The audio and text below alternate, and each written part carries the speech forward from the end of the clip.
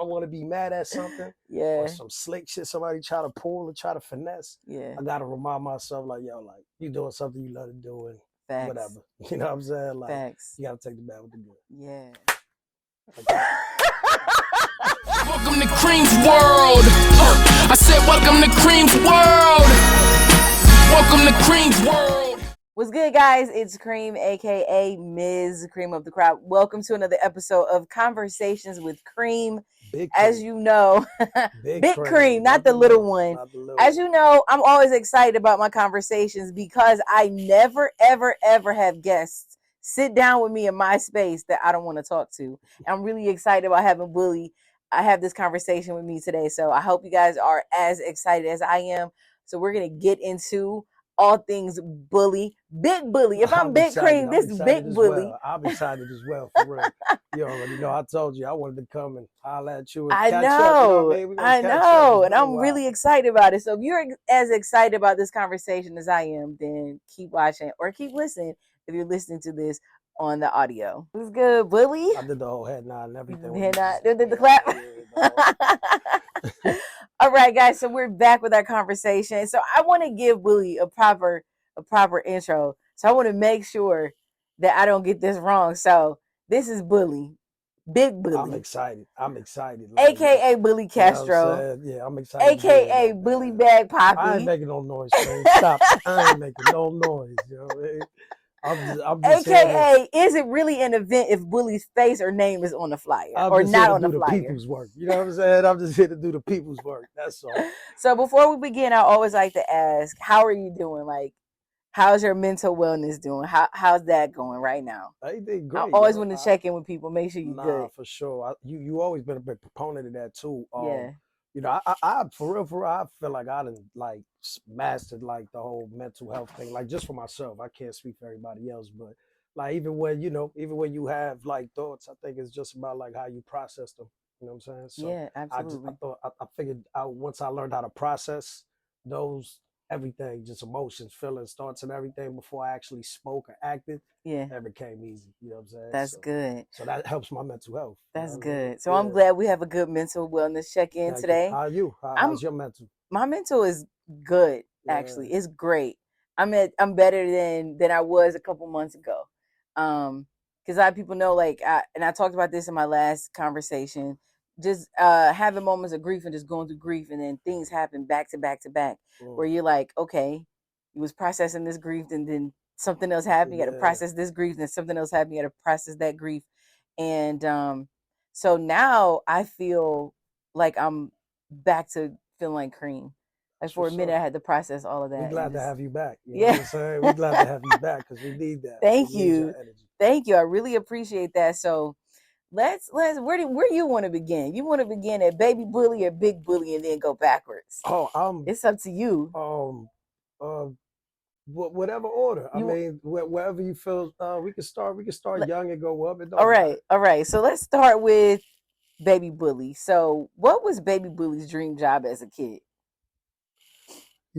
I think I wanted to be like an athlete or something, yo. And then I think I wanted to be like a veterinarian at one point. Really? My mom tells me, yeah. Like, so I wanted to do, like, I always was into sports a lot, like sports, and I was just always moving. Like I was active, you know what I'm saying? Yeah. Like I was always playing all sports. Like, so if you were an athlete right now and that dream came true, like what sport would you play? Based off my height, probably baseball. You know what I'm saying? Based off I used to hoop, what would you really want to play though? Like if you were like Tall Bulli, what sport would Tall Bulli play? Football. Okay. I'd love to play what football. Position? Probably running back. Okay. It seems like in football it's changed as far as like the height and size requirements. I'm seeing different size football players now. Yeah, because the athleticism. You know what I'm saying? You can't deny somebody who's too fast, who's faster than everybody, who jumps higher than everybody, who's out working everybody. Right. Like, you can't deny that. Right. So I think that's where that comes from, but it's rare. Like exactly. Even in the NBA, like you really like Allen Iverson was amazing. He never won a championship. He's one of my favorite players. He's one of mine. Like I was, I'm with the.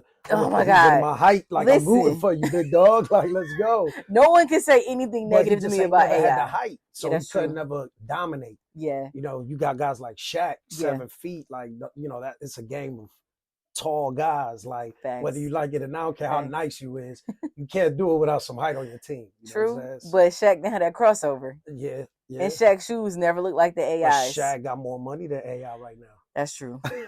That's way true. more money. Is it because of money management, or is it because of his ability or his height? What would you think? I think it became because Shaq, just for me, like Shaq, I ain't gonna lie, as goofy as Shaq was to me, but he was a great basketball player. He as a businessman, he's smart as fuck. He like, is.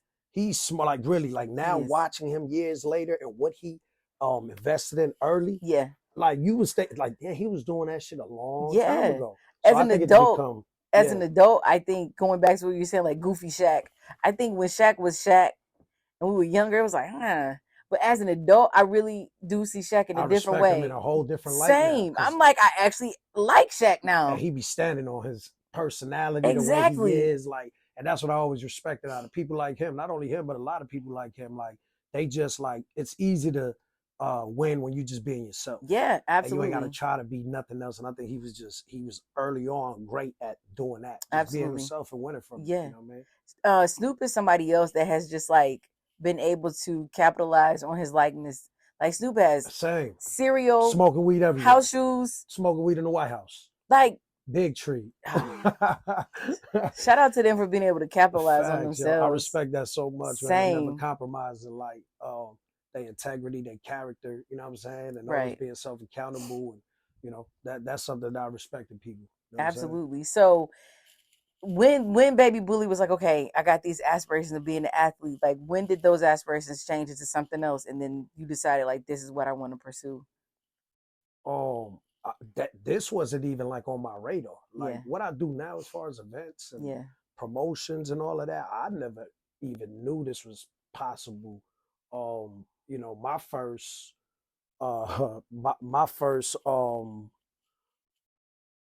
if anything, I'm gonna say like when I was 13, unfortunately I started selling weed early in high school. Like I was already in the 9th grade selling weed in New York. I was in the Bronx. And once I figured out that type of money, it kind of messed me up. You know what I'm saying? Because I feel you. It's like when you in that lane and you moving at that speed, and even as a kid, you got to remember, because, you know, I'm sure you can relate, when you coming from a background of no money, even like $1,000 seems like a lot to you at 13, 14 years old. You know what I'm saying? So when you walking around with more money in your pocket than, you know, most people around you, and you start seeing that money coming that way, it's hard for you to go work a job. Yeah. And then you waiting on a check and it's like 2 something. For 7, like, you know, whatever many days. Yeah, you like, I waited a week for this. So I think earlier on, like that shit just transformed like my whole, like it kind of messed me up in a way. Yeah. And then it didn't help when I moved to Cleveland. You know what I'm saying? I kind of like sought bigger aspirations in that lane. And then rap became that outlet. You know what I mean? I started off trying to be a rapper. You know like Kim said, get it out of Ohio. I get it in Ohio. Yeah. So I think if those are your aspirations, coming to Ohio can exacerbate those. Absolutely, yo. Absolutely. Like especially here, like I feel like people don't understand how easy it is to outwork people. In any city or state. Yeah. But especially in places where like people are easily complacent. Yeah. They're okay with being mediocre. Yeah. So let's go back to you slipped that in about you wanting to be a rapper. I'm not going to let you get away from that. Yeah. So did you have a rap name, or were you in a rap group? Bully Castro. So that was your rap name? That was my rap name. Okay. So I had records with Shank. So earlier on, like I even had shit like on the radio. Right. Like the people that know, they know. Like, you know what I mean? They was listening to my music then. But, you know, unfortunately, also like... So that was your first... I didn't know that was the first time that you started rapping. Yeah, here in Cleveland. Really? Yeah. I thought you started before you got here. Nah, so what happened was when I moved here from the Bronx, now over there, I was always into music. Right. But I sang more. Okay. So I was you was a singer? Nah, I wouldn't say I was a singer. I just sang because it was like within my family. My mother sings. Yeah. My grandmother sang. She had like a group of singers. And I was one of the kids in it, but I never really like, I probably did want to sing, but somewhere in there, you know, in the times when we grew up, I mean, John B could have been not cool. Facts. So I think I just like let people influence me, like into not wanting to do it. So like I never really like pursued it. because it wasn't the cool thing, right? Like, which absolutely me now would never go for that. Exactly. But at the 12, that's because you know 11, better now. 13 years old, and all you listening to is hardcore rap, and these guys telling you, you feminine as fuck if you sing it, like you like, nah, I ain't trying to do that. I'm not doing none of that. I started listening to so I started like seeing people freestyle, like, and I always was like very like I feel like those guys like was always intelligent to me. Yeah. Like the way you could come off the top like that. Right. So I wanted to do it. Yeah. So when I came to Cleveland in that time that I was like new here, and I was kind of like meeting people, and I think in that time writing like just became my thing. And then I just decided I wanted to rap, and then I start like rapping and freestyling like in the schools. Okay. Then after school, you know, with the kids all around you, I was that kid. I was a kid in the middle of the circle. So have you always been someone that attracted attention your whole life, and you was okay with that? Like you started liking that? I can't even say. I always tell people this, yo. I think it's easier for me to do what I do now because it's like, one, people always appreciate like, you know, that connection, the genuineness of how I handle people, right? Right. And I think that all comes from because to that question, like, I don't even remember when I became popular, right, in life, like before I had anything, before I was doing anything, like, people always, as far back as I can remember, and even my mother tells me to this day, like, people just always gravitated towards you, gravitated to me, and somehow, some way, and I never understood any of that, even and even carried it over into obviously illegal activities and shit like that. But you know, I think earlier on I was just always like used to people kind of like, I think I appreciated taking the lead. Yeah. Even before I even knew it. Right. If that makes sense. No, like, I understand. Even organizing like sports games on my blocks. Yeah. I remember I was the kid gathering the teams and writing our roster. Right. And gathering the equipment and telling, nah, bro, we gotta be that. Nah, man, what y'all doing? Some people are just natural leaders. I remember that. Yeah, some people are natural leaders, and there are people that are okay with, they might not want to admit this, but there are people that don't want the responsibility of leading. Yeah. They would rather someone else step up. Yeah, facts. And so that's what makes, when you have that natural ability to lead, that's what makes it so easy for people to gravitate towards you and follow you, because deep down inside they was like, I don't want to be in charge anyway. Yeah, and it's like I never really did anything seeking that. Yeah, I promise. Some people don't have to. I don't even remember when. Like, I just remember like always having that ability with people somehow, some way. And that don't mean necessarily I was anything or better or less than anybody. Yeah. I just remember having a knack for that. And I think as I got older, I think I appreciated it more and more. And I realized, and I think it really came down to like, once like I started getting into like, I always been like interested in like successful people. So I would watch interviews, like you know, once I started realizing the opportunities that kind of was out there, and then I was trying to rap at the same time. Yeah. Then I see the blueprints laid out in front of me from all these different. So I start kind of like applying some of those things to how I, you know what I mean, to how I went about my day. So I think all that to say, I think early on I realized I had that, and I started, even without knowing intently, like just shaping it, you know what I mean? And just always building on it, like from the foundation. So I just can't remember, but I just always knew, I just always appreciated that people did sort me out in that way. Yeah. Like, even if I didn't want to, even if it's annoying, like. Yeah, so speaking of that, knowing that you were naturally a leader and people were following you, taking that role and understanding that also, put you in the forefront of whether things go down or whether they stay up. How has taking that role without even putting yourself in that role, how has that shaped your life from being that 13-year-old that started on the block to being the man that you are right now? I think all of that, stems from just like, I tell people all the time, like, I don't even think, I think it really all stems from like just never wanting to like go back to a certain quality of life. Yeah. You know what I'm saying? Like, I think really all that stems from that, wanting to always like, even if I'm not rich, just never going back to like, you know, how I was at a certain time when we was kids, and, you know, the way, and I think all of that just stems from that hunger for like that. And you know, it sounds cliche, but for like that hunger for more. Yeah. You know what I'm saying? And you always remind yourself. And then it's like, on top of that, it's like you start, especially me, like I've had so many chances given to me, I feel like, you know what I'm saying? Like that I feel like it'll be a waste, you know what I'm saying, if I actually didn't figure it out. Right. So I think from the thought of that, as I'm growing, right? Because I'm still like, as I'm saying this to myself, I'm still coming out and then jumping right back in. Yeah. And then I went back in. Yeah. And then I'm still telling myself, and that's the funny thing, because you're self-aware. Exactly. But it's like you're just trying to figure it out. Like, because you really don't have out. Like, you just like, damn, something got to give.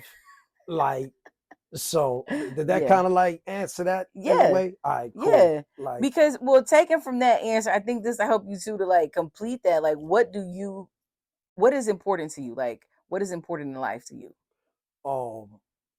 Creating opportunities, I feel like for me is it's at this, like what I've come to that, and that changes, right? Because of course, once you start like learning that, you start like knocking down certain goals, you start realizing that it's not that this ain't important no more, it's that something else became more important. Yeah. So then even though you're still knocking that out and you continue to, right, now you have this other thing that you have to knock down. So I feel like now I'm at a point where it's like, I think I've garnered enough like leverage within the industry that I'm in where like I'm allowed now to like make certain decisions. So in those decisions come bringing in my people. Right. Right. And now I can allow people that sometimes wasn't able, trying to word this the right way, wasn't able to play in certain places. I'm able to bring them into those places. Right. No, I got you. And because of whatever the reasons were. Yeah. And I think that has become more of like an important thing for me nowadays. It's like just creating opportunities. Like I love being able to give like DJs a bigger check. Like I take pride in like somebody telling me like, yo, that was the biggest check I got as a DJ or as a singer or as a rap, whatever it is that you did, a door person. Maybe you worked the door for me. Is that me? You know what I'm saying? Sorry. No, you good. I forgot to turn my watch off. No, it's all right. But yeah, like I take pride in that. Like, so I think that creating opportunities and really like just and not only for like my people that work, but like for myself, of course. But I think when you naturally do that for the people around you, that comes in abundance anyway. Absolutely. And I've learned that from experience. Like when I don't move with greed is when I earn the most money. Yeah. Like I swear. And I've learned that. And that's why I feel good in everything that I do and everybody that I've worked with. Like and they say that. I ain't gotta say it. You know what I'm saying? Like, and I appreciate that, like more than anything. So would you say that you found your purpose in life? Or are you still looking for that purpose? No, absolutely. I think I did, but I think it comes in different forms. Okay. So I feel like my purpose in life, again, at this moment, because that's also things that can change. Of course. But I feel like this one that I got now is like, it's like more of a forever thing, because it's like more has become more about connecting people for me. It's like become more than just a party. Yeah. Like the party is great. Like we here for the vibes, we here for the music. But more than anything, it's more like I love nothing more than walking in the room of my event and I see all type of people in there. Right. Like not just Latinos, not just black people, not just white people, but people from all type of different places. And they, you know, personally came to that event. You know what I'm saying? Right. Seeking that, like knowing that about that room. And that always feels good to me when I see people from different cultures come and experience a different culture that I'm giving that night. Because I do that intentionally as well. Like I have an R&B night, I have a Latin night, I also have night where I'm doing straight hip hop. I do whatever night I feel like doing, because I've also always been intentional about not allowing people to put me in a box. You know what I mean? Because that was a thing too when I was a rapper. They want, yo, bro, why don't you rap in Spanish? I don't want to rap in Spanish. I'm gonna do reggaeton. Nah, bro, I don't want to do reggaeton. Why I gotta do reggaeton? Nah, for real, but that used to happen. That was a real thing, and I used to. But as I got older, I understood why. Yeah. But in the moment, you ain't trying to hear that shit. Right. You ain't gonna box me in, bro. I'm gonna do what I want to do. Matter of fact, you don't think I could do this? Watch this. Yeah. I'm gonna make sure I do it, and I excel at this just because you thought I couldn't excel while I'm still doing this. Exactly. Just to prove to you that, nah, don't put me in a box. Exactly. So, but yeah, like that's, you know, connecting people. I think that's always been a thing, especially here. Like, it's so like, I don't know. I grew up in the Bronx, you know, till I came here and in high school. And like, I never even heard the word used derogatory, the N word used derogatory till I moved here. Never in my life. Like in the Bronx, I've never, well, like, we always used it and it's part of culture, but I've never heard it as a derogatory term. But you know what state we live in. Yeah, so but it took me to experience that here for me to understand now. Oh, it's different. Like this, you know what I mean? So I think that also, like, as I was growing up here, kind of shaped that purpose to what it is now as well. Like seeing that kind of like segregation here. And it's kind of like my way of like bucking the system. You know what I'm saying? Like, yeah. So we talked about some of your life experiences and your purpose. So do you think that your beliefs have changed throughout your experiences in life, or have they always been the same? Beliefs as far as just beliefs in general? Yeah. I think they change throughout your experiences. Yeah. You know what I mean? That's always real important. Like, your experiences just shape everything. Yeah, like, absolutely. Because if I would have never went in the streets and I would have never been locked up, I probably would have been something completely different than what I am right now, right? Yeah. Like, so I think your experiences start shaping your beliefs, because when you in a different type of, when you in the lane that I was in, like, those beliefs are different, right? Right. Like, now a lot of ignorant stuff that I thought, it's certain principles and stuff about that lifestyle that I still believe, but a lot of it I've thrown out. Yeah. You know what I mean? Because I also understand that, your beliefs have to change. Absolutely. You have to adapt. You have to, like, grow. You have to evolve. Like, and I think learning how to control my the way I react to things.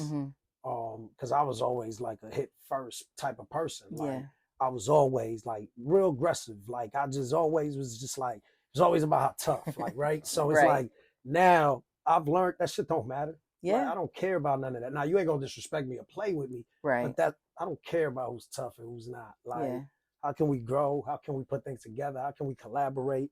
How can we create opportunities for people who might not have them? You know what I mean? Like, those are the things I want to talk about now. So I think your beliefs have to change in order for you to grow. You know what I mean? If that makes sense. So I think, if anything, I keep a few, but I also dispose of the ones that I no longer need, and I add new ones, you know what I mean, as I go.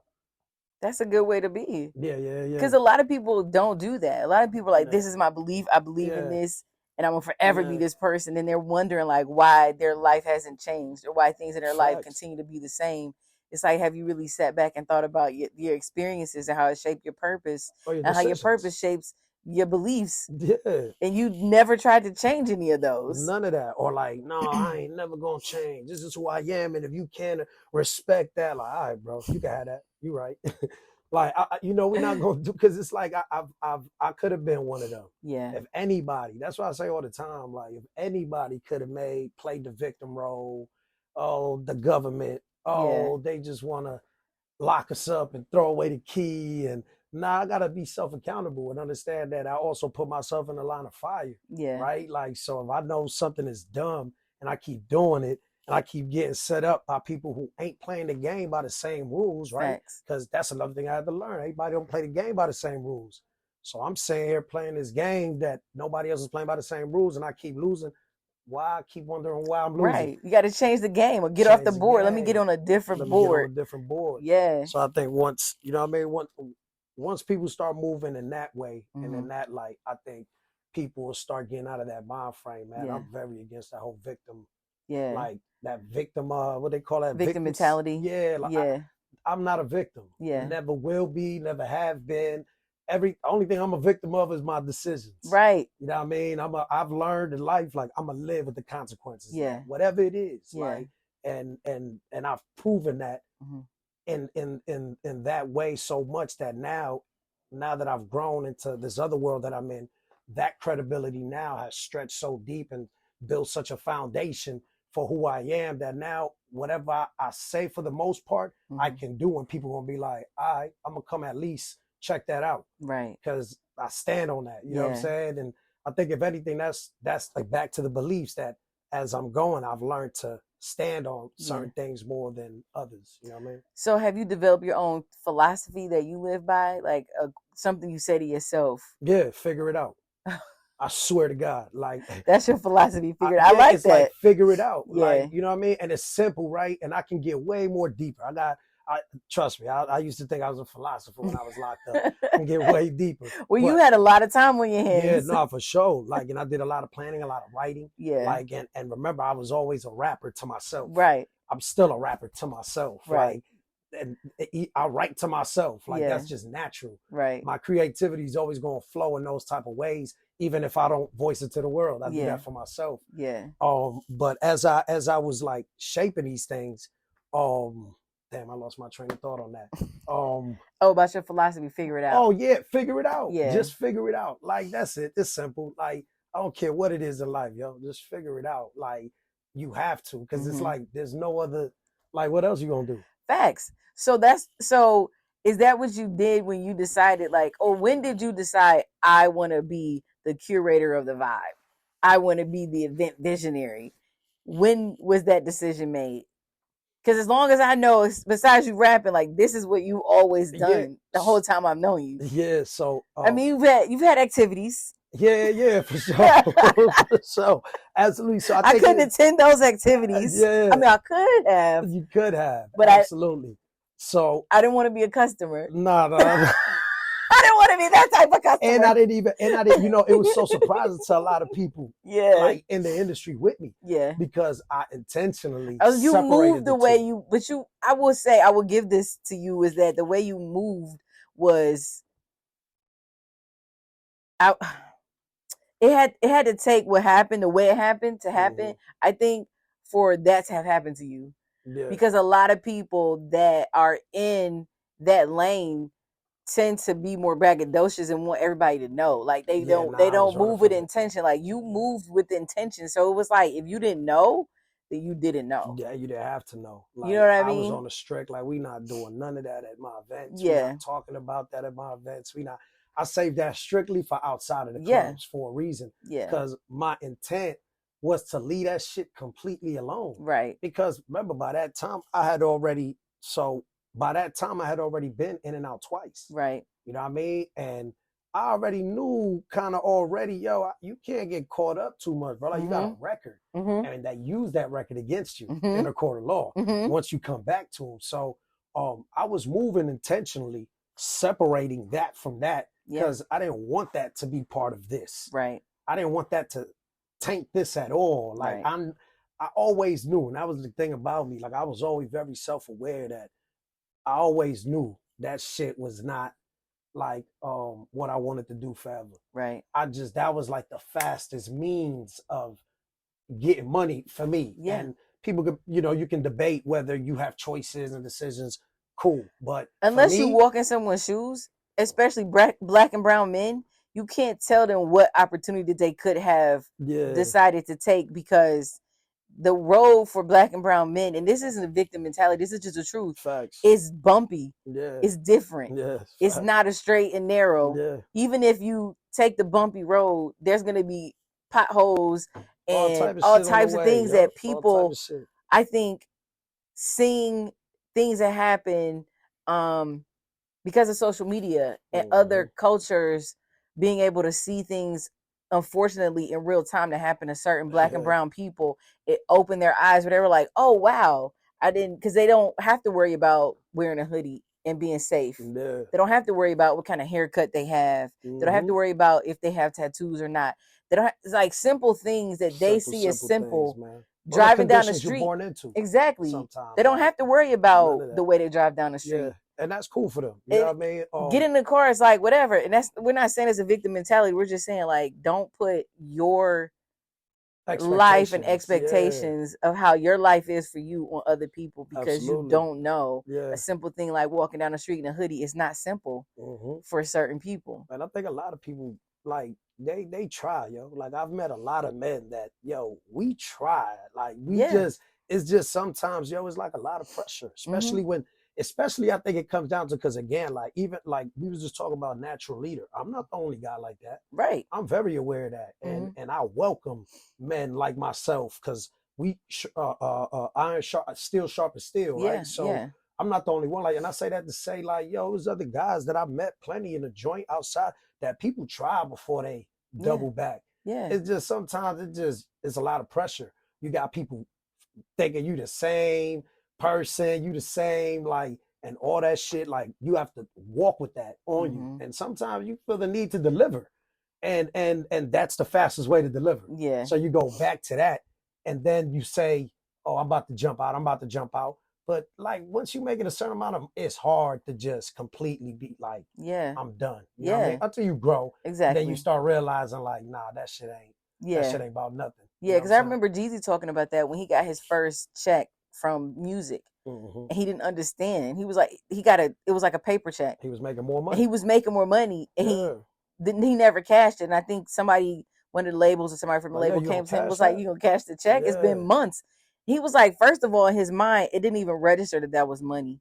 Because he was used to money like like physical money. People but they gave him a check and he was just like cash. And people talk about me. Like, oh, you still I don't be carrying cash. And I get it, but I don't. Because it's just like, that's my safe space. Yes, and that's what he was saying. He was like, I was used to money, like money in my hand. They gave me this paper with numbers. He's just like, I came home in 2020 and I figured out how to do that tap the pay shit. Oh yeah, I thought that was the coolest shit in the world. I was like, now I'm all over. You like you got tap? I could tap. No, that was cool, yo. Now I use that shit. That shit easy as fuck. Like, but I still keep cash. You know what I mean? No, I understand. Yeah, trust me, that's my safe space. Yeah, too, so I feel you. So, taking all of that and encompassing that into who you are right now, where do you go for inspiration?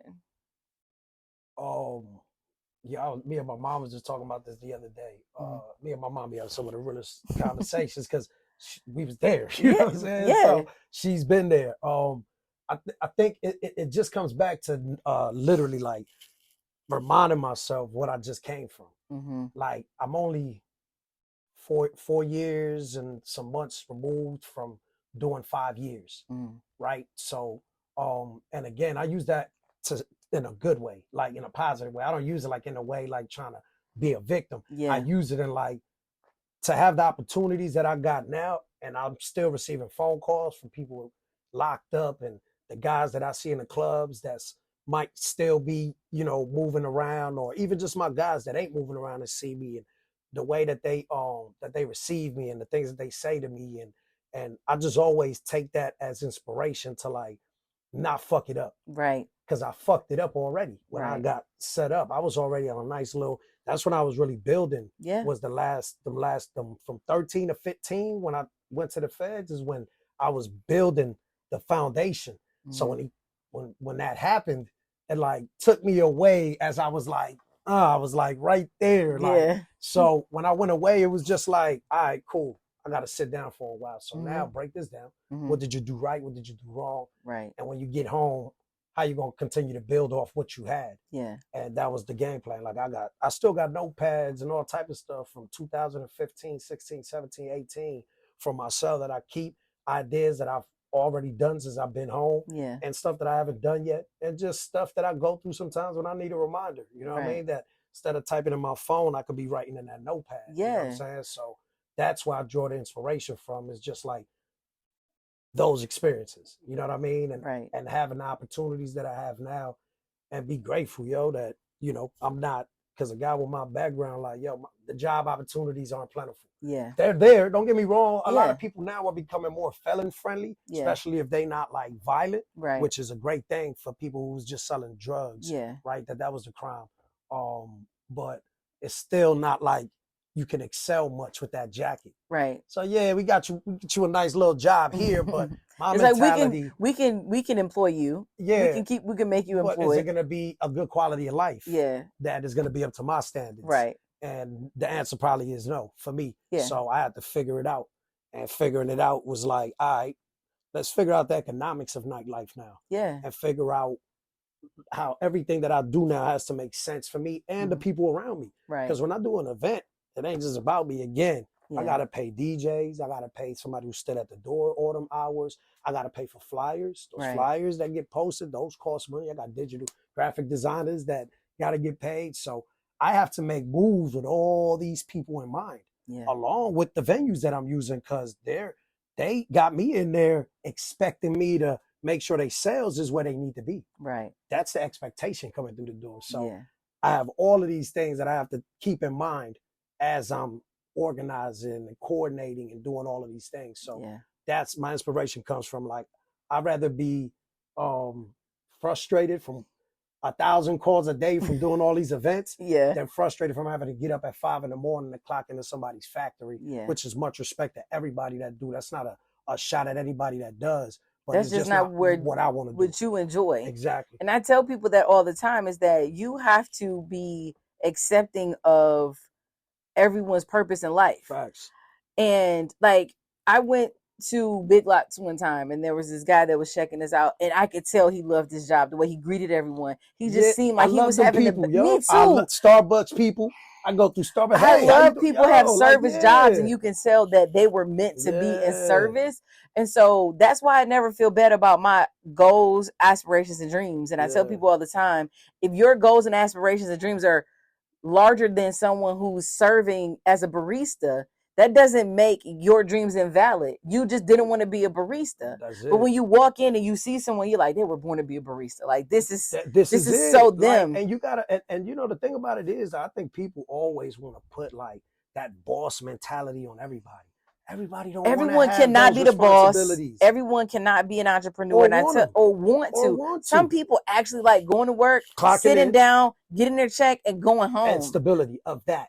Because that's the thing about this. They know when you jump out here, it's wild. It's the wild, wild west. So you got to figure it out. You don't know where your money's coming from. We got to figure it out. You know what I'm saying? With that, I know if I go clock in, I'm going to get this amount of money every week. And that's cool. You know what I mean? That's great. They don't have the responsibility of the overhead. Like you said, when you make your money, it's not just you making your money. They get paid first. You got to pay everybody else. And that's what I tell people a lot when people would say, this person's a boss. And I'm like, yeah, that word is thrown loosely. Stop it. And I told people, stop it, because before I pay myself, I gotta pay for all this first. Whoever I hired to do some stuff, and then I get paid. Absolutely, that's what the bosses sometimes do. There might not be much left over. Nah, and that's okay. You still gotta find. But I love this enough. I'm gonna still do it, like you said. Exactly. I gotta. Like you just made $1 million. You're going to do it like you just made $1 million because you love to do it. Exactly. Because it doesn't feel like work. You know, I get asked that all the time. Like, yo, how do you do?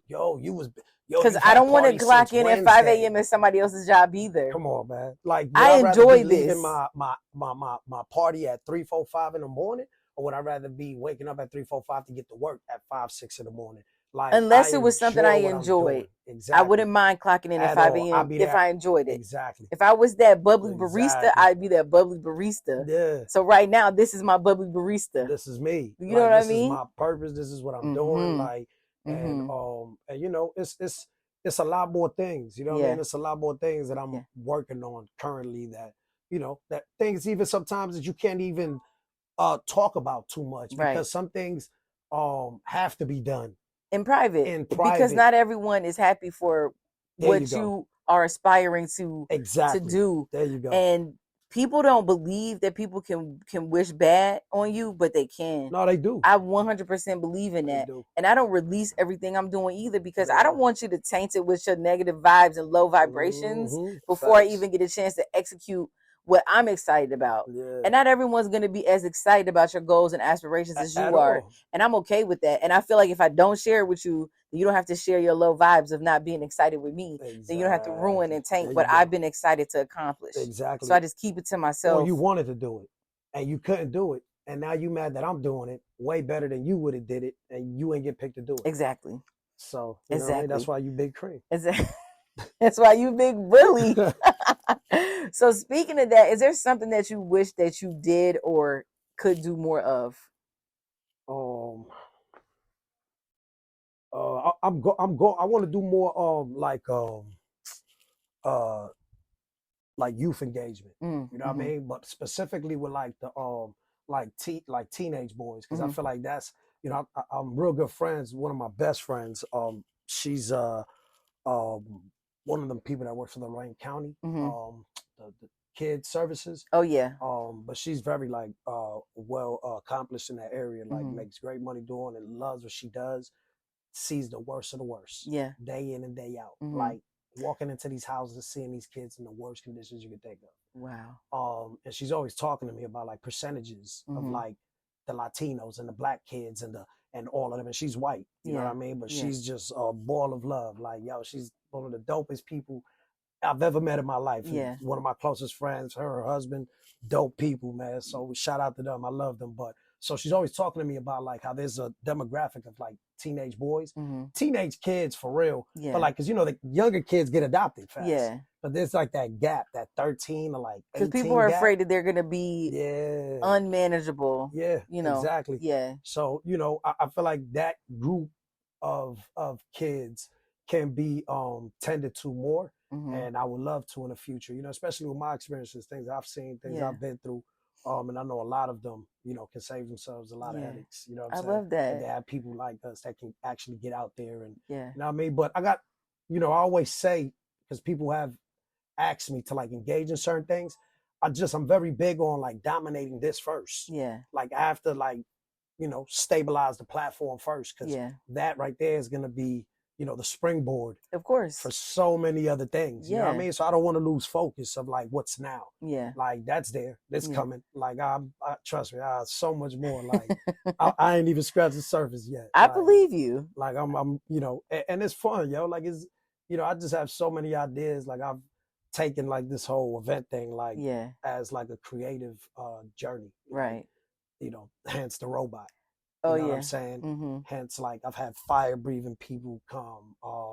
I try to do all type of, you know, the mechanical bull that I did with Big Bang in collaboration with Big Bang. Like, you know, it's just now like I just figured out like, yo, just have fun with it. Yeah. Like do the stuff that you think is fun, and I already know people gonna think it's fun also. Yeah. And don't just make it about just one thing. You know, just try to make it an the vibe experience. You know what I mean? And when I took the experience of how somebody gets treated at my events for my night, right? Because you know, a lot of people confuse it. Like if I'm like if I work at Big Bang, or they think I can change Big Bang's drink prices, or I have the event from this time to this time. Yeah. Big Bang has their own way of doing things. Rum Runners has their own way of doing things.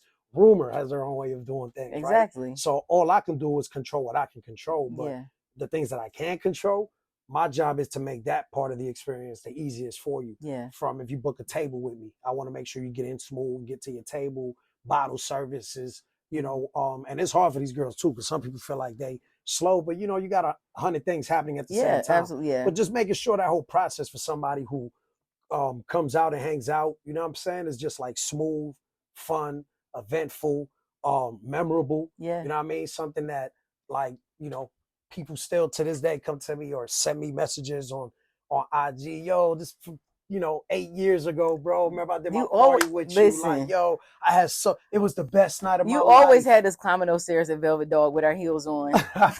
The worst stairs ever. The worst stairs ever. That's like going to the club, you all dressed up, and you got to go up a stairmaster. Oh my God, yo! The worst, but we did it though. Yeah, because people. It was like it's Bulli's event. I'm there. Yeah, and I always appreciated that, yo, because it's like you could go so many other places. Facts. And the fact because back then it was a lot of competition. It was a lot, and that's why. Not like it is now. Yeah. Now it's like tumbleweeds. Yeah, absolutely. You know, but then because you know, like I say, you know, the work. Yeah. People got too cool for the work. Yeah. And when you don't come from the grassroots approach, and you do all of this superficial shit with buying followers, and trying to look like some on IG, that shit don't translate in real life. You know what I'm saying? But that also comes from being a natural leader. There you go. Facts. And I don't think people understand that. Like, there are people that go viral, and there are people who try to go viral. Yeah. There's a difference. Yeah. There's a difference because they're chasing that. And the person that went viral, they're like, how did you do it? They're like, I don't know. I don't know. I didn't even do this. I've been sending, you get that number on the top of your screen that'd be like, this many of accounts reached in like 90 days. Yeah. Well, mine's been up at like 90-something thousand in 30 days, right? And I got like, I don't even got like what you would consider a lot of followers. Yeah, same. And I was just asking my dude, I keep sending him because it keeps getting higher and higher. Yeah. And I don't know what the fuck I'm doing. And I'm like, bro, but that's we gotta good. figure You're that doing out. Nah, but I gotta figure that out. I can talk to you about that because that's what I do. Yeah, like we gotta figure. I told my dude, like, yo, that works in your favor. That could be money for you. We'll talk about it. There we go. Because I can't. I can't get the sauce for free. Nah, man. Bully can. Subscribe. Y'all can't, but Bully can. We gotta do something about that. But that's what I mean. Like, that goes back to your point. Like when it's natural, like I don't know what the fuck that is. I don't even know, like, but whatever it is, I'm smart enough to say, yo, I need to capitalize. I need to learn this and like, capitalize off of that. Something's happening where that number's that high, yo. I need, even if I get 5% of them people coming through my doors and experiencing what we got to offer, it's a win for everybody. Just got to monetize that. There we go. So, you know, when you are natural, like you said, all of that stuff is just happening. And I figure it out on the fly. Like a lot of this stuff I figured out on the fly because I never even knew a promoter till I met Gio. So I came home in 11. Year 2, I'm recording and shit. Like that was really my thing. I was back recording, and I run into Gio. At that time, he had Street Smarts. Yep, one of the biggest promo teams in the Midwest. Period. That is huge. And he invited me to jump on an event with him. And he was like, bro, I think you do good with this. And I'm like, first, I'm like waving Gio it off. got that like, gab. You know, Gio. Yeah, and that was my dog. Like, I fuck with Gio. Yeah. I felt like me and Gio identified a lot because of everything that we did here. You know what I mean? And I was coming from music. You know what I mean? So he was like, yo, do that, jump on this event. And I'm like, cool. And I did it. And I remember making some good amount of money from it. And I remember that time also being in the streets. And it was like, you know, it was cool in comparison and it was legal. Right. And at that time, mind you, now this is my second time home. Right. Right. So I'm already thinking exit, stage left. Like, I'm like, yo, I got to leave that shit alone. But I'm still in. Yeah. I'm still, and I can say that now because I went to jail for it already. Yeah, you good. You already paid your dues. Yeah, I paid my dues. Just so y'all know, dues have been paid. Dues have been paid. So I'm still 1 foot in, 1 foot out. You know what I mean? Doing both at the same time. And then I run into this. And I'm like, oh shit, I ain't got it's not like music. Like I gotta hope to get paid from it. Right. When I drop it, I'm making money off of my following, off of my people that fuck with me, that rock with me. Yeah. On the same night, you know what I mean? And then once it started with that, and then boom, then it just snowballed into what it became. And then boom, then when I came back this time, I just felt like, you know, I had to figure it out the right way. Yeah, and you did that. So that's how you got your start. So that's how, he introduced me to promotions. I never knew a promoter in my life. I never even knew people were making money that way. Like, I don't know why. I just never really looked at it from that angle. I looked at it from the artist angle since forever. So that was always my approach. Right. And then when he introduced me to that, I was like, oh shit, hold up. Like, remix. Yeah. I remember Gio tried to steal me from, because I started my business in 2004. I was really young. And then we had an intern meeting for the High Hip Hop Awards. And it was at Rascal House. They used to be next to Peabody's. And then Gio came in with his crew. We were already sitting there. And he tried to steal me away from the Hip Hop Awards. He was like, she's supposed to be at my table. Like, that's how I met him. Here. Yeah, because I didn't know he knew me. He was like, "What you doing over there? She's supposed to be at my table." Attention to everything. Gio was like one of them guys, and that's one thing. Like now, I figured out, like as the promoter, like, and it's funny because sometimes, like, you don't even like if you're really, really doing your job as a promoter, like. You pay attention to everything. Everything. That was in like 2005. Everything. Yeah, and he was like, you need to be at my table. Yeah. And then Majestic was like, nah. He said, we'll see by the end of.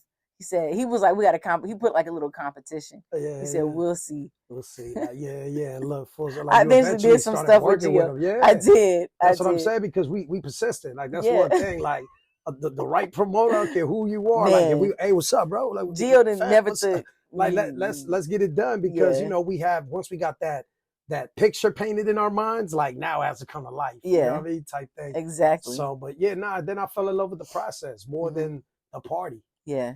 Like I tell people all the time, like for real, by the time the events start, like a lot of my work is done. Yeah. Like now the results of my work. Yeah. You can tell that you enjoy what you do. I mean? You definitely can tell that you enjoy it, and this is something that you truly love because of just your aura when people come to your event, like the way that you greet people when they come to the event. You can tell the difference between like a real like smile, at least for me. Yeah. Okay, listen, for y'all, I don't know how he greets you. Yeah. I know how Bulli greets me. For sure, but you can tell how your energy is when you come to your events. Like your energy is always like you are appreciative and grateful for people being there, and you really want them to enjoy themselves. You can tell. Yeah, that's what I'm saying. Like it's genuine. It's not fake. And you know, a lot of people, they used to like, and that's another. Sometimes like you get friends. You know, you got those friends. I was just having this conversation with somebody like, it's like always like people you grow up with that can never see you bigger than what they remember you as. Mm-hmm. You know what I'm saying? And that's just because they could never see themselves as doing bigger. better. Yeah, and they could and bigger. They just don't see it. Exactly. You know what I mean? And they try to like always like, you know, try to like remind you of who you like were. What they remember you as. Yeah, like you know, people like sometimes I was just saying this conversation. I was just saying this song. I was saying, how like people who know you from like high school, they'll purposely like try to call you by your government name. Like, and it don't bother me. No, but as long as the intent is correct. But most of the time, it's not. I ain't gonna say yeah. In the club scene, yes, it's not. Yeah. It's more like people you know. trying to like let it be known that you know, which is fine, yo. Yeah. Like I'm the most humblest dude. I'm the same person. Ivan, which is my government name, or Bully is the same person. Right. There's no difference to me, right? Yeah. So you're not hurting my feelings by trying to not call me by what everybody else calls me. Yeah. Because you don't call me that. Yeah. And you let it be known that you don't call me that.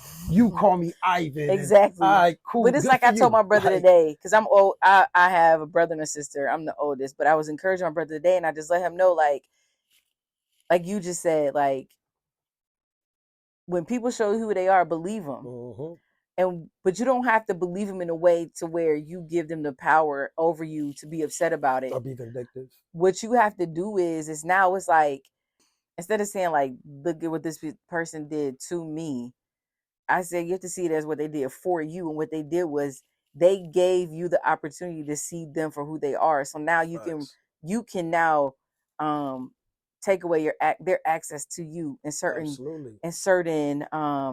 amenities that come with having access to you. Exactly. And not everybody is fake, yo, because it's like, no, they're not. You know, and that's what I was gonna say. Like, you know, that's why you got to be appreciative when people show you who they are. Yeah. You say, you know what? Thank you so much, because now you made more room for me to make opportunity and space for people that really are my people. And sometimes I don't go into greetings wondering if it's fake or love. Me either. I go into they'll reveal themselves either way. Even furthermore, on top of that, it's like I'm gonna be me regardless. Same. I'm gonna give my same energy. I don't allow other people to dictate how I move. Absolutely. That's why I said you can't give people your power. I'm gonna say what's up.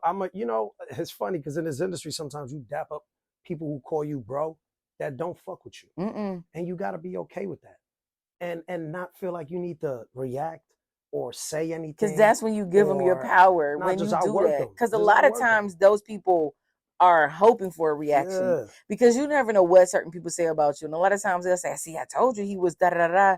But when you do the opposite, that takes more of the power away from them than they thought that they actually had. Especially like you said, the main thing was like it cost you the access to me. And now you got to watch from the bleachers. You know what I'm saying? You can still come. Yeah. You just won't be in my section. You just won't be around me, around my people, because you was weird. Yeah. And now you got to treat it like a weirdo. You know what I'm saying? So, you know, and I've learned like sometimes, and I've had to tell that because sometimes I don't know how you do it. You be around these people that you know don't really fuck with you. I'll be like, cuz I'm not paying attention to them. It don't matter. I don't need to pay attention to them. Yeah. I don't give a what he thinking or the way he looking. Yeah. I'm in my own vibe. Absolutely. I got my own party to tend to. I got my own like everything going on around me. Why would I be worried about somebody that has nothing to do with how I make money or how I live my life? Facts. Like, and I always just try to show love. And if it's reciprocated, cool. If it's not, more power to you. Just keep it over there. Facts. Just bring it over here. You know what I mean? We cool. We good. Can't even come in my section with that. All right. So now that we talked about the inspiration of Gio, who basically I feel like grabbed almost everybody in the city that he knew had a movement. Like if you had a movement and he thought that you was worthy of grabbing, he was gonna come grab you. Facts. So I don't really know anyone. Shout out to Gio. I mean, visionary, but absolutely visionary. Salute, fam. And Street Smart. Shout out to Street Smart too. Like, facts. Like they were one of the ones. You know what I mean? They had like the movement in the city. Lottie, the whole team. Everybody. Brady. Oh man. Everybody. Nick Rebel. Yes. All of my guys. All of them. Everybody. They had a good movement going on. That's why I said back then, if you made it back then, you knew that you were great, because it wasn't easy like it is now to do what we were doing back then, because it was a lot of people that were out here doing their thing and they were great at it. Yeah, absolutely. It was real competition. And that's really, yo, at that time, like all of them guys was like, once I got in, then I'm in there 80, 81. Yeah. 80, I forgot about 80, 81. Hush Money. Hush Money. But they would do more music. They were. Like events was more 80, 81. The Living and Loving Life. Oh, people. Yes. I forgot about Living and Latif and all of them. Yeah, well, Latif was before me because he had like something he was still Schoolhouse. Was Schoolhouse Productions? I think it was him. Yeah. I think if we're talking about the same guy. Yeah, he wasn't around when I started promoting. Yeah, it's the same Latif. He was still doing a little bit of things towards the end there, but it was you, Gio, 80, 81. I can't think of anybody else. Yeah, it was just a few groups, but Real Revenue. Oh, Real Revenue, of course. Can't forget. You know what I mean? Luke and John, Real Revenue. Like, so I was like moving amongst these giants that was already established. Facts. Like, and then I'm a kid from the Bronx, right? Like, that either, you know what I mean? Like, it either worked in my favor for some people or worked against me. Yeah. You know what I mean? Because it's like, either, oh, you ain't from here, you get that too. You know what I mean? So, you know, so it's kind of like you got to build that equity with people. You know what I'm saying? Right. And I think that, and that's why I tell people all the time, like, the experiences I went through, like coming up, you know, the streets way, you know, it even though I didn't have to go through those things, but those things also, like, it built equity within this city. Right. With the people, you know what I mean? The roots, like, you know what I mean? The culture. And as I grew and I started doing this, people didn't look at me like, oh, he's trying to sell me on something. Right. It was more like, nah, that's my guy. Like, I'm going over there. Yeah, absolutely. So I didn't have to, like, you know what I mean? I really didn't. So, you know, once you're operating off that basis, it makes everything easy for you to build off of because it's authentic. It's genuine. It's organic. Absolutely. Like, it's not like I didn't have to go on a marketing digital campaign to get my followers up. Right. I already had them. So when all these social media things came up, we already had built-in followers and didn't even know it. Facts. And when you came home, it was more so like we were excited. Like the first time we saw each other on the red carpet at Ray Jr.'s event, like that was all love. And I was so happy I got that on camera. That was dope. That was like genuine. And that was me, like, just really coming back outside after being gone all that time. And I was appreciative of that. That was I was so happy to see you. Like, and that was, you know, shout out to Ray and my brother Shank, because Shank, you know, he called Shank me. was on the carpet too. He was like, yo, like, nah, I need you in this movie I'm doing with Ray. Yeah. And then it went from there. And then Ray, you know what I mean, put it together. And I was real appreciative. Yo, that was major for the city. And like I said, that was like, I was just kind of like back reintroducing myself. Yeah. But it wasn't so much that. It was more to like the other people because the industry people already knew what it was. Yeah. And I was like, oh shit, he's back. Right. Like, so it was easy for me to like align everything up. It was just like now, like building the credibility with the people back up. Yeah. And like, damn, okay, I keep hearing about this guy, but why? Yeah. And then I have to, you know what I mean, consistently show him why. Yeah. You know what I mean? And you've been doing that. Been trying. You've been doing that. And that's a good segue to what I want to ask. And I think this is a good way to like wrap this up and keep this in people's mind is what do you want to be remembered for? Like changing the landscape, you know what I'm saying? Of just how people connect in not only the downtown area, but just all the way like across. Like, I mean, you know, I want to start like around me, right? So I just want to say Cleveland, like I really just want to be remembered for just like connecting people. You know what I mean? Like, and that's big for me. Like, and I want to go back to and always figuring out ways to create opportunities. Yeah. Like those are like my major 2 factors in life right now, because again, like operating in that mentality and in that space has also brought fruit, you know what I'm saying, to myself. Yeah. And you know, once I figured that out and it started for the last so many years now, it's been like that formula has just worked for me. Like not only like professionally, but character-wise. Yeah. Because that's one thing that can never be questioned is the way I move off character first. Because if that was the case, I would have told and would have been home way earlier. Yeah. You know what I mean? So I never felt the need to like break character in order to like get ahead. Yeah. I knew like if I just stood like firm on my character and my principles, and you know, I knew somehow, some way, the universe was going to repay me. You know what I mean? I'm a big believer in karma, like, you know what I mean. Me so too. I felt like, you know, keep putting that good energy out, and eventually, you know, you're gonna get that back. And I've had, it's came in abundance the last 4 years, and I can't thank everybody enough. You know what I mean? From like the people that just work the industry to the DJs, to just everybody, because I just really just be happy to just get up every day and you know, be able to like literally live within my creativity and applying that to events. You know what I mean? Like that's just, it's just dope for me, and beyond what I even ever thought I was going to get paid to do. Because I thought I was going to, you know, I was trying to be a rapper. So. And those of us that have been around since like the start, like that are genuine, and I'm pretty sure you know this, like we genuinely are happy to see you continue to thrive. And this is just for me. I'm genuinely happy to see you thrive. I definitely know that. I'm always happy for everything that's coming your way, like all the great things that come your way. And that's why I continue to support you, because you've always been genuine. You always show love, and it's authentic over here. No, and I know you know this. I know, because we talk about this damn near all the. I think it's important, and you know, I think when you run into those people, there's a few of us, and when you run into it, it's just like you just know, like it just you know, it's just, and we say it because it's just like it's not too many people that operate from that. You know what I mean? So it's just like it's dope, and the same for you, because when I came home and I'm seeing you still back at it, and you know, it's just dope to see people that I came up with, you know what I mean, like going on to do like super dope things, like, and I've seen it in so many different ways, and that's also inspiring. You know what I'm saying? Like wait, we was just oh, here I come, right? And then I'm not gonna ask. I'm gonna make myself valuable enough, to make you come fuck with me. You know what I'm saying? And not like you put me on that panel in a humble way. You know, like. What I mean? Not that many people. You think that they would, but no, like not that many people like Cream could be on my panel. When he was like be on the panel, I was like, because that made me feel like, because it's just like certain people you gotta respect, like the work that they've put in, the consistency. You know what I mean? Because you know, I'm real big on that. Like, you know, if you just doing 1 event, 2 events, 3 events per month, I don't really look at you as a promoter, right? You know, because it's just like, you know, I'm doing it right now. You know, for the last 4 years, I've juggled anywhere between 4 to 7 to 8 weekly events. Yeah. Like I've had more events in a week than there are days. And that's how hard I've worked since I've been home.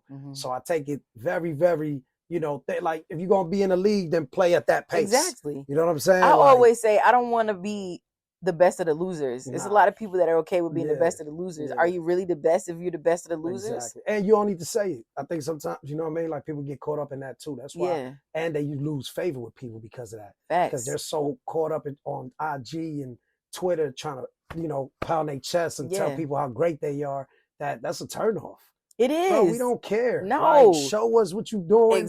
Show us how long you doing it, and let us say that for you later on. Facts. Like, let me give you your flowers. You didn't even let us give you your flowers. Because you already hollering and you ain't even did shit. Facts. You had 2 sold out events in 60 days, and now you the GOAT. I ain't trying to hear that shit. Like, we done did that 100 times already by the times you did it twice. And, and we don't even say it. At all. So what do you think you get the right to even say that out loud? But again, like we was saying with Gio and everybody, like Gio was doing this when social media wasn't like it is now. At all. Like it was MySpace and all of that, but you had to go outside and physically give somebody a flyer. Yeah. Like I remember coming in Face at those times. Guerrilla marketing. Putting flyers on people's windows, like, you know, on the wiper blades. I remember. I still do that to this day. Look, people I remember going in Next and all the urban shoe stores and having to go and be like, what's your email? Yeah. You know, we'll all pick the cute girls and be like, we need you to go here, we need you to go here, we need you to go here. And we have to stand there with emails and get people's like Twitter. What's your MySpace? But you got to be willing to do that. Yo, because it's like, it's nothing that's going to ever replace human connection. Right. Like nothing is ever going, you know, I tell people this all the time, and back to that popularity thing, like how I can't even remember when you know, whatever, since I've been popular or whatever. Because it's like, you know, a lot of these dudes, like they wasn't popular. Right. So once they get a little bit of popularity, they become weird. Yeah. And they start acting like, you know, like they're better than everybody because they don't know how to handle they're that not type used of to attention. it. Yeah. You know what I mean? Like, you know, for the guys that actually have, and then on top of that, you can only act that way but for so long on social media. People have to come out and now be in your presence. And now they're going to determine for real if you corny or not. Facts. So all that's that, when you see people who have like 20,000 and up, 1 million followers, and no one comes to their shows. Nothing, because a lot of those is bought, is all done, and that shit don't work, yo. Like, you got to build your shit organically. You have to like, and people really have to know that you give a fuck about what you're doing. Facts. People don't like a salesman. You know what I mean? Like, you know, and that's one thing. Like, I can pull up my DMs, my things. I just got one today. I got one yesterday, and even before. Like, I love when people thank me the next day. Yeah. For their birthday party they had at one of my events. And I was like their time of their life. And they, oh my God, special thanks. But yo, that shit makes me smile. And I'll be in my living room. Nobody even knows that. I'll be in my living room, ear to ear, like, cause you know, to me, it's like, you know, I was a small part of creating that memory for them. Yeah. And they're gonna always associate my name with that memory. Yeah. And it's like mad cool that's gonna always like, oh yeah, you remember it was, but even if they don't know me no more, 40, 50 years down, I remember we had that big party at Rum Runners with that guy. What was his name again? It's Bulli. Oh yeah, that, you feel me? So I be thinking about that and how cool that is, and you know, and you know, I just want to continue to have that type of effect and feelings on people when they come and, you know, want to celebrate something, whether it's a birthday or whatever it is, a promotion, graduation, like whatever, yo. It's dope that people come to me when they're looking to celebrate something. I love that. So tell everyone where they can find you, where they can book you, all these things. I'm on at Bulli with an I, BULLI .bag, BAG.Papi, PAPI. And follow the team at Loud House Vibes, all one word with an S. Loud House Vibes, you know what I mean? And, you know, just come catch us at a few events. You're going to catch a vibe. We're going to have a good time. You're definitely going to have a good time. Ain't going to do too much talking. Just come have a drink and we're going to catch a vibe. You know what I'm saying? We're going to catch a vibe. And I appreciate you, Cream. I appreciate you, too. For having me. Thank you for coming and taking time out of your day. Come on now. You know, let me get a hug. Let me get a hug. Let me get a hug. Yes. Bulli always gives the best hugs. I got to, because it's love. Like, for real. Like, you know, again, I can't say that shit enough. I stress it every day, because every time I want to be mad at something or some slick shit somebody try to pull or try to finesse, I got to remind myself, like, yo, like, you doing something you love to do and whatever. You know what I'm saying? Like, you got to take the bad with the good. Yeah, and I appreciate the vibes, and I appreciate you spreading the vibes. Thank you. You always can come back and have a conversation with me. You know, let me know. I'll come back and then I'll talk your ear to death again. It's fine. It wasn't to death. It was to life. It was to life. Not to death. It was to life. But thank you.